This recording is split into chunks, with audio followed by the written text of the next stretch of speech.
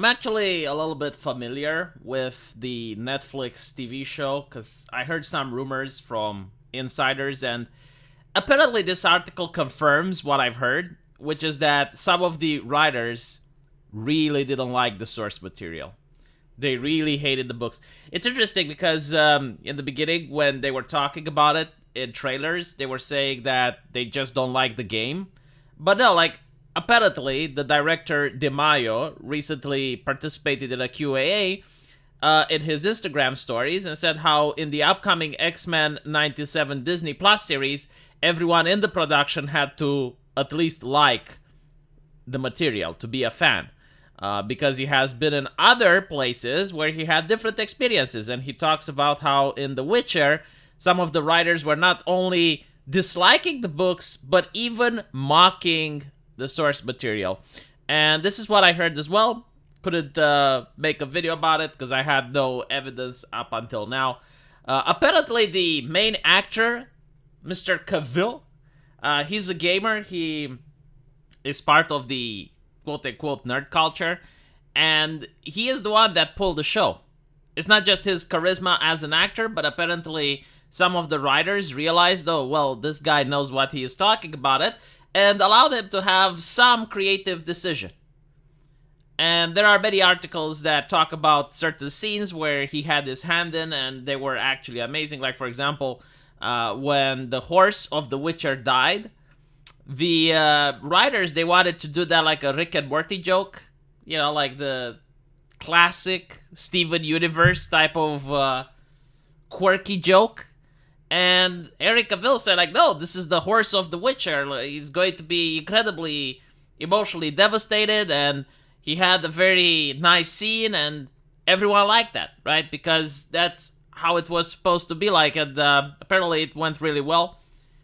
But you may be wondering, like, how do these people manage to get the jobs? Like, why do they constantly get into positions where they have to work for IPs that they actively despise? And there's many reasons for it. Number one is money. These diversity hires, these nobodies, are random people that do not ask the same money like the creator of the Game of Thrones franchise would ask. So they're a lot cheaper to hire. They can use their identity in order to play the identity politics game and do the fan baiting thing, where every criticism towards the show is being thrown under the fact that, oh, well, the fans are racist. You know, there's no other reason to hate the show other than racismus or sexismus or whatever. So this is why one of the reasons that the studios hired them is because it's good money. They don't have to hire good screenwriters either, because good screenwriters cost money. And finally, it's very difficult to get these people fired because there have been a couple of cases where the diversity hires got fired and then they started spilling the beans and they started accusing the company of all the isms and phobias, and they started talking about the corruption at the company. So you can't fire them.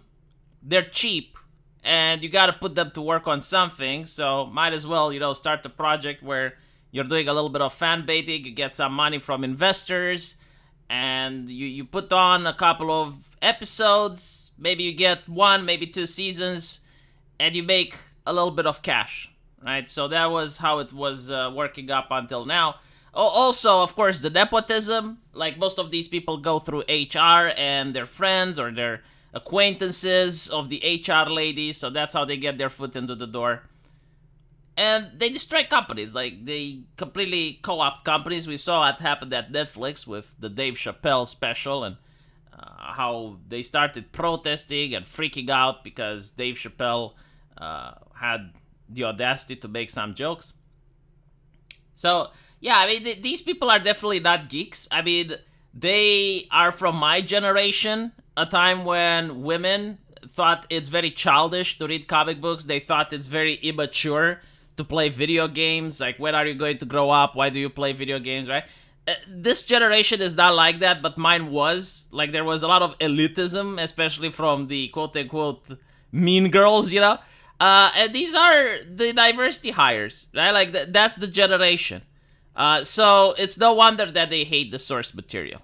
And it's no wonder that they hate the video games and the IPs and everything that has to do with it, because they look at it with disdain. It's like it's something for the peasantry. It's something for the ugly people, right? I mean, they like the jocks. They like the guys that enjoy soccer and football and cars, not the guys that play with dollies that they're action figures or whatever, right? So that's why they constantly hire these people that have absolutely no love for the IP and no love for the fandom. And in this case with The Witcher, it probably wouldn't have been as much of a success, if it wasn't for Henry Cavill. Like, he is the one carrying the show. I think he's going to need back surgery because his back is completely broken from having to carry the show.